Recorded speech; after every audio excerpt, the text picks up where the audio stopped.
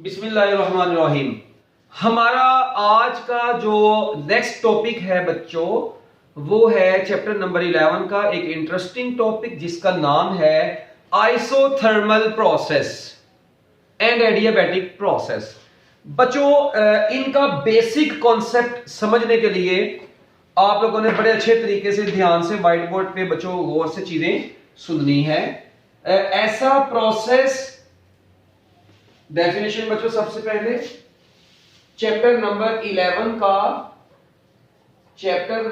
11 का हमारा टॉपिक जो है बच्चों, इसका नाम क्या है? इसका नाम है जी आइसोथर्मल प्रोसेस।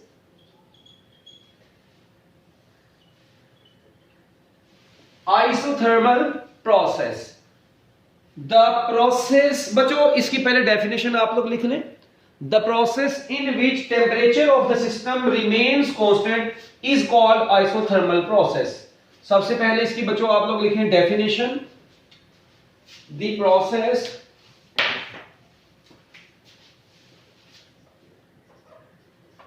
ये लॉन्ग क्वेश्चन में भी आ जाता होता है।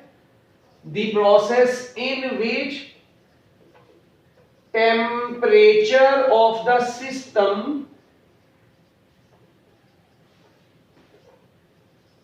the process in which temperature of the system remains constant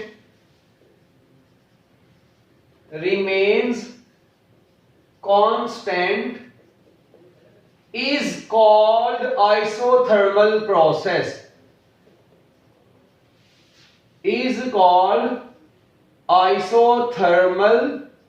process. ऐसा प्रोसेस जिसमें सिस्टम का टेम्परेचर क्या रहेगा बच्चों? कांस्टेंट रहेगा। हम लोग ऐसे प्रोसेस को क्या बोलते हैं बच्चों? आइसोथर्मल प्रोसेस बोलते हैं। ले क्या मतलब है इस बात का? The process in which heat is added or removed from the system to maintain its temperature is known as isothermal process। बच्चों वो प्रोसेस जिसमें आप लोग सिस्टम में हीट को एंटर या लीव भी करवाते हैं सिस्टम का टेम्परेचर मेंटेन रखने के लिए। बस ऐसा प्रोसेस जिसमें आप लोग टेम्परेचर को क्या रख रहे होंगे? कांस्टेंट रख रहे होंगे। बस उस सिस्टम को हमने क्या बोल देना है? उस प्रोसेस को हमने क्या बोल देना? Isothermal process. अभी जो पार्टी शुरू हुई, अभी आगे आगे देखिए होता है क्या। सबसे पहले नंबर पे आप लोग लिखा करेंगे इसकी डेफिनेशन लिखने के बाद बच्चों आप लोगों ने नेक्स्ट चीज इसकी लिखनी है Boyle's law for isothermal process. Boyle's law for isothermal process. बच्चों आइसोथर्मल प्रोसेस के लिए बॉयल्स लॉ क्या होता है? देखिए जी, बॉयल्स लॉ आपको पता है, product of pressure and volume remains constant. किसी भी सिस्टम में बच्चों अगर product of pressure and volume remains constant, बच्चों अगर किसी सिस्टम के प्रेशर और वॉल्यूम का प्रोडक्ट क्या रहता है? कांस्टेंट रहता है। आपको पता है जिसमें आप लोग पढ़ते हैं PV is equal to constant, मगर कंडीशन यहां पर यह है कि टेम्परेचर ऑफ द सिस्टम क्या होना चाहिए? कांस्टेंट होना चाहिए। At constant temperature, product of pressure and volume is equal to constant. This is known as Boyle's law. तो बच्चों देखिए इसका मतलब है Boyle's law आइसोथर्मल प्रोसेस के लिए, क्योंकि देखिए Boyle's law में भी टेम्परेचर को कांस्टेंट रखना है और आइसोथर्मल प्रोसेस भी होता है जिसमें सिस्टम का टेम्परेचर क्या रहता है? कांस्टेंट रहता है। तो बच्चों याद रखिएगा Boyle's law for isothermal process की इक्वेशन क्या होती है? अक्सर औकात पेपर में एमसीक्यू आता है, equation of Boyle's law for isothermal process. तो बच्चों आप लोग वहां पर किसके ऊपर टिक करेंगे? PV is equal to constant। ये इक्वेशन है बॉयल्स लॉ की, किसके लिए? आइसोथर्मल प्रोसेस के लिए। ठीक है, और आप लोग अभी तक बॉयल्स लॉ आइसोथर्मल प्रोसेस के लिए पढ़ के आए, अभी एडियाबैटिक प्रोसेस के लिए भी पढ़ेंगे। ओके बच्चों, इसके बाद आप लोगों ने नेक्स्ट क्या काम करना है? डेफिनेशन होगी, बॉयल्स लॉ की बेस पर हो गया। इसके बाद बच्चों आप लोगों ने हेडिंग बनानी है first law of thermodynamics for isothermal process. First law of thermodynamics. अभी सुनते जाएं, इसका कॉन्सेप्ट आपको वक्त के साथ साथ खुद ही आ जाना है। First law of thermodynamics for isothermal process. बच्चों आइसोथर्मल प्रोसेस के लिए फर्स्ट लॉ ऑफ थर्मोडायनेमिक्स की इक्वेशन क्या होती है? Very very important MCQ.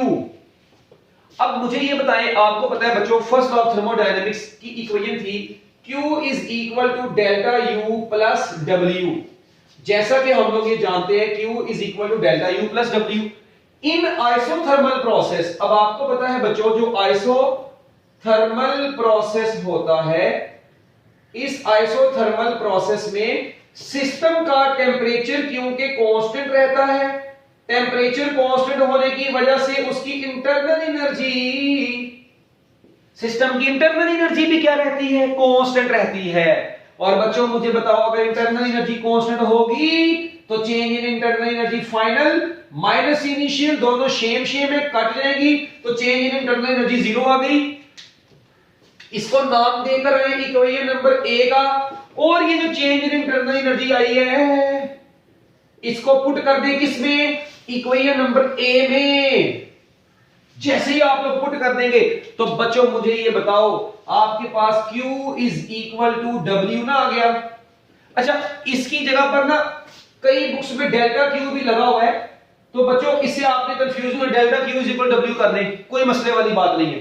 तो delta Q is equal to W, अब इसको रिप्रेजेंट किया गया ऐसे।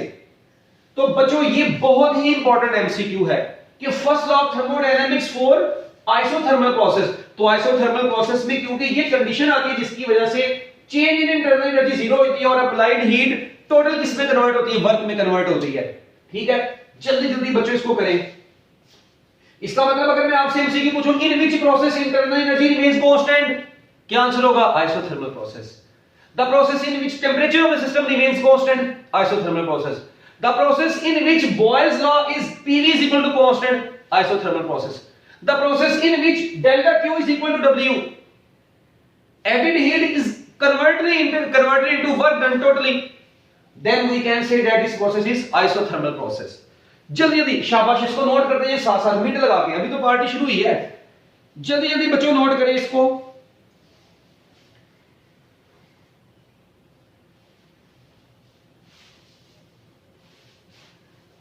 बच्चों इसके बाद आप लोग नेक्स्ट हेडिंग पर आए, PV graph, pressure volume graph for isothermal process.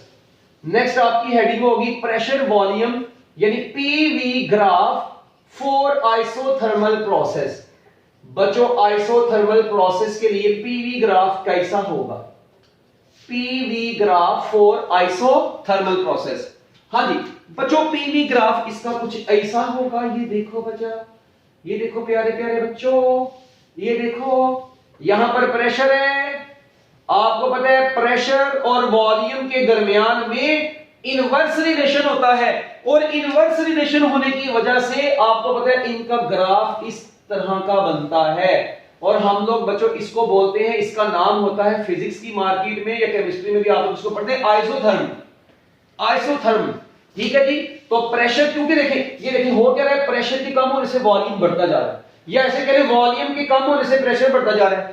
यानी देखिए इस पॉइंट पर आप लोग देखें ना अगर गौर से, सपोज करते हैं बच्चों ये देखें इस पॉइंट पर प्रेशर इतना है और वॉल्यूम इतना है, कम प्रेशर पर वॉल्यूम भी ज्यादा है। अच्छा आप लोग जब यहां पर पहुंच गए प्रेशर आपका आपने बहुत बढ़ा दिया, तो बच्चों देखिए मुझे बताएं प्रेशर बहुत बढ़ा दिया है तो उस वक्त वॉल्यूम क्या हो गया होगा? सिस्टम का कम नहीं हो गया होगा, तो वॉल्यूम इतना हो गया होगा। इसका मतलब प्रेशर और वॉल्यूम का इनवर्स रिलेशन होने की वजह से ग्राफ ये बनता है। ठीक हो गया। और याद रखिएगा graph between pressure and volume, graph between pressure and volume, graph between pressure and volume for isothermal process, graph between pressure and volume for isothermal process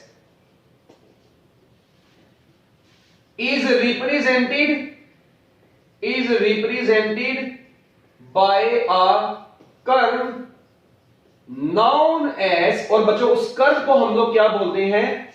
known as isotherm, known as isotherm। तो बच्चों ऐसे हम लोग graph को क्या बोलते हैं जो प्रेशर और वॉल्यूम के दरमियान में बनता है? बच्चों उसका नाम होता है आइसोथर्म। जल्दी जल्दी आइसोथर्म इसको बोलते हैं, साथ साथ नोट करते जाएं। जल्दी जल्दी जल्दी जल्दी बच्चों और एक मजे की बात आपको बताऊं, from Boyle's law we can also say that, from Boyle's law, बच्चों देखिए बॉयल्स लॉ के मुताबिक आपको पता है कि P1 V1 एक कांस्टेंट के बराबर आने हैं और P2 V2 भी एक कांस्टेंट के बराबर ही आने हैं। तो मैं फिर ये लिख सकता हूं बच्चों कि P1 V1 किसके बराबर होगा, P2 V2 के बराबर होता है। यानी देखें इस पॉइंट पर आप लोग product of pressure and volume देखें, P1 देखें, इधर का प्रेशर P1 वॉल्यूम सपोज कर लें V1, इधर का प्रेशर P2 वॉल्यूम सपोज कर लें V2। बच्चों आप लोग इनके product of pressure and volume को देखिए जिस मर्जी जगह पर, आपके ग्राफ में जो P1 V1 या P2 V2 होंगे, इनके प्रोडक्ट होंगे बच्चों को क्या रहेंगे, कांस्टेंट रहते हैं। ठीक है, तो ये PV देखो ना भाई, PV इक्वल टू कांस्टेंट होता है, तो P1 V1 भी कांस्टेंट होगा, P2 V2 भी कांस्टेंट, तो वहां से दोनों को ही आप लोग कर लें P1 V1 equal to P2 V2। जल्दी बच्चों इसको करें नोट, शाबाश। अब इसके बाद बच्चों नेक्स्ट बात, आपको पता है कि आइसोथर्मल प्रोसेस में ना दो चीजें आती हैं, बड़ी मेजर दो चीजें आती हैं।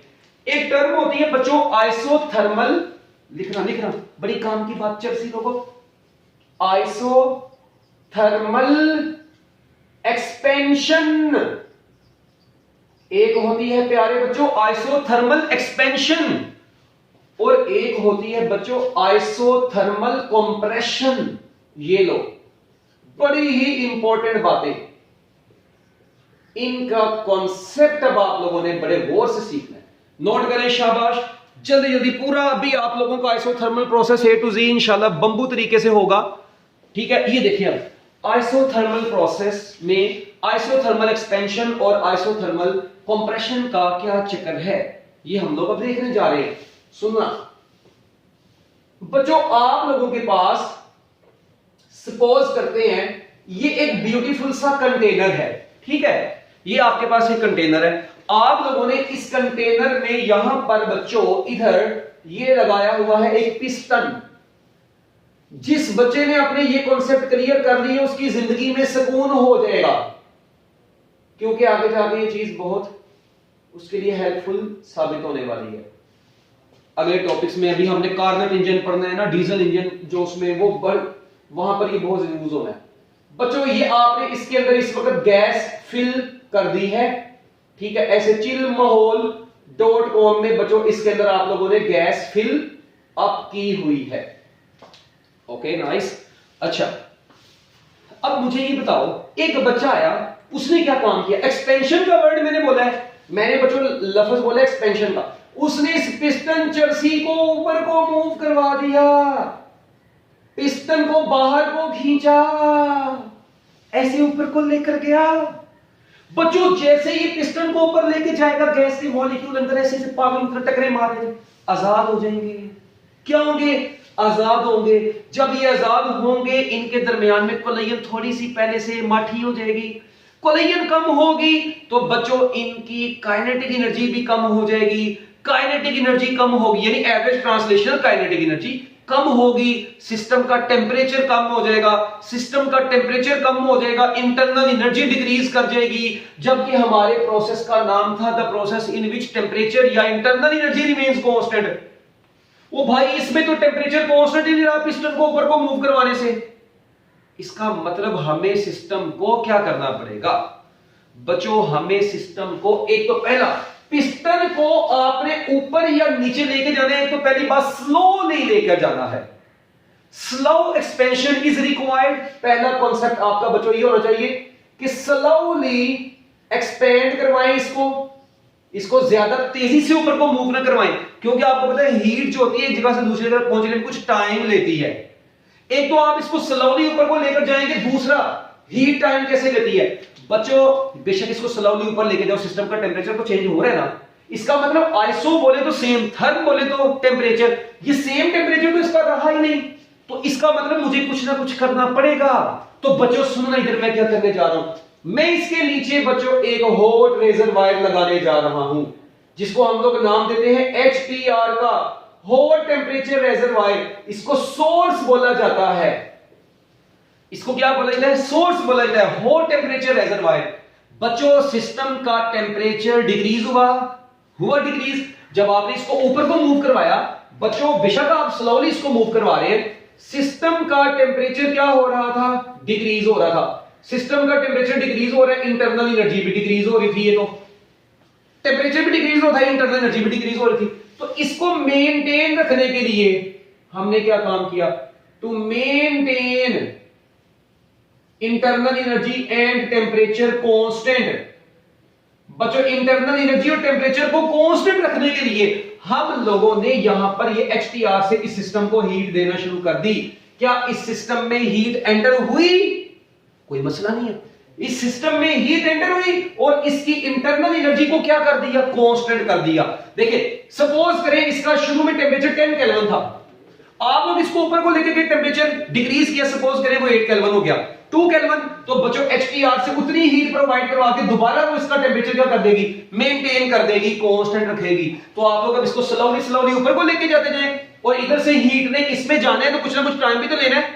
अब ये नहीं है बच्चों, याद रखना, अगर आप लोग बहुत तेजी से इसको एक्सपेंड करवाएंगे ना, तो अब हीट ने HTR से LTR में जाना है, कुछ ना कुछ टाइम भी लेना है। तो बच्चों अगर आप उस टाइम के से भी ज्यादा स्पीड से इसको मूव करवाएंगे तो फिर आइसोथर्मल प्रोसेस सही तरीके से नहीं होगा। आइसोथर्मल प्रोसेस के लिए आप लोगों ने बच्चों पिस्टन को स्लोली मूव करवाना है ताकि इजीली हीट HTR से इधर जाके इसके टेम्परेचर को मेंटेन रख सके। So to maintain temperature and internal energy of the system we are using the hot temperature reservoir, hot body which is known as source. This will compensate or provide the energy to the system and temperature of the system will remain constant, and we can say that this type of expansion is known as isothermal expansion. और बच्चों इस expansion को हम क्या नाम दे देंगे? Isothermal expansion का नाम दे देंगे। चले, तो मेरा ख्याल है यहां तक आप लोगों को बातें काफी हद तक अब समझ आ गई होगी, मैं उम्मीद करता हूं। इसके बाद बच्चों आपके पास है आइसोथर्मल कंप्रेशन। आइसोथर्मल कंप्रेशन का मोल चेक करें। बच्चों आप लोगों ने क्या काम किया? इस पिस्टन के ऊपर जुल्म किया। इस पिस्टन को कहा चल प्रयुक्त नहीं, इधर को चल, इधर को चल। ये पिस्टन को आप लोगों ने अब नीचे को मूव करवाया। बच्चों आपको पता है जैसे ही ये नीचे को मूव करवाएंगे तो बच्चों ये तो गैस के मॉलिक्यूल्स बेचारे तंग हो जाएंगे। पहले ये खुली जगह पर रह रहे थे, अब इनके लिए छोटे घर में रहना मुश्किल हो जाएगा। पहले बड़े घर में थे, छोटे घर से बड़े घर में जाओगे तो स्लोली जाओगे तो टेम्परेचर मेंटेन रहेगा। है कहते हैं ना तेरी दौलत बता रही है, तू तो नया नया अमीर हुआ है, ठीक है, अपना दौलत कह रहा हूं, तेरा लहजा बता रहा है। तो वो इसी तरह भाई स्लोली इसको जो है ना आप लोगों ने गरीब से अमीर बनाना है। और इधर आप लोगों ने क्या काम करना है? इधर क्या करना है? इधर आप लोग इसको बच्चों पिस्टन को ऐसे नीचे को धकेल रहे हैं, मूव करवा रहे हैं। तो बच्चों पहली बात, एक तो आपने इसको मूव करवाने स्लोली कंप्रेस करवाएं ताकि हीट इजीली यहां से मतलब आराम से निकल जाए। अब देखिए वो निकल नहीं है इधर से हीट, मैं बताता हूं कैसे। एक तो आपने पिस्टन को नीचे को मूव करवाना है, दूसरी बच्चों यहां पर क्या चीज, यहां पर जब आप लोग पिस्टन को नीचे को मूव करवाएंगे तो बच्चों क्या होगा? सिस्टम की इंटरनल एनर्जी एंड टेम्परेचर क्या कर देगा? वो तो इंक्रीज करना शुरू हो जाएगा। वो है सिस्टम की इंटरनल एनर्जी और टेम्परेचर क्या करना शुरू हो गया? इंक्रीज करना शुरू हो गया। ये तो आप लोगों के लिए एक प्रॉब्लम बन गया। तो बच्चों हमने क्या काम करना है? हमें तो टेम्परेचर कांस्टेंट चाहिए। तो बच्चों क्या करेंगे? To maintain constant temperature. बच्चों कांस्टेंट टेम्परेचर को मेंटेन करने के लिए आप लोग क्या काम करेंगे? इधर यूज करेंगे एक LTR, जिसको बोलते हैं लो टेम्परेचर रेजर्वायर।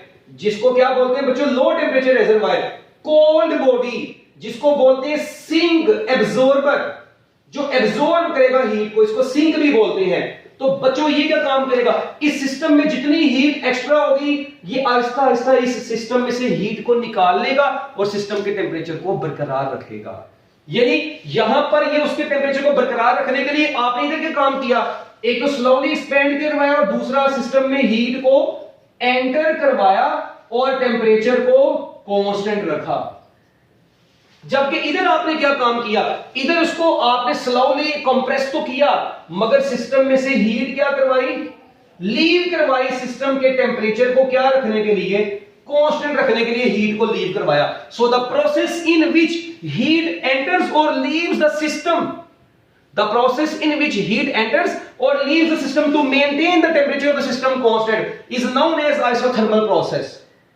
फिर एक और बात बताता चलूं, for isothermal process walls of the container should be conducting. Very important line बच्चों, याद रखिएगा, for isothermal process, इधर लिख लें कहीं पर, for isothermal process walls of the container should be conducting. बच्चों walls of the container क्या होनी चाहिए? कंडक्टिंग होनी चाहिए, ताकि हीट इजीली कंडक्ट कर सके, इनकी वॉल से हीट एंटर और लीव हो सके. सो that is your isothermal process. आखिर पर एक बात और बताता चलूं, एमसीक्यू एंटीटेस्ट के हवाले से बहुत इंपॉर्टेंट है. अभी हम लोग आगे टॉपिक पढ़ेंगे molar specific heat, C = Q/N delta T, ये हम लोग अभी आगे पढ़ेंगे. तो बच्चों देखिए, the process in which temperature is constant. बच्चों जिस प्रोसेस का टेम्परेचर कांस्टेंट रहेगा उसकी चेंज इन टेम्परेचर क्या हो जाएगा? 0.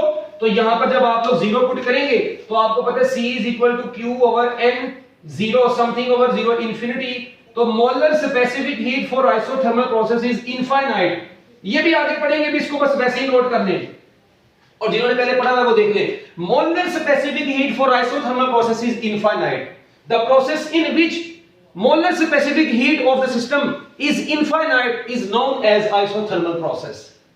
सो that is your complete isothermal process. मैं उम्मीद करता हूं कि बच्चों आप लोगों को ये टॉपिक अच्छे तरीके से समझ आ गया होगा.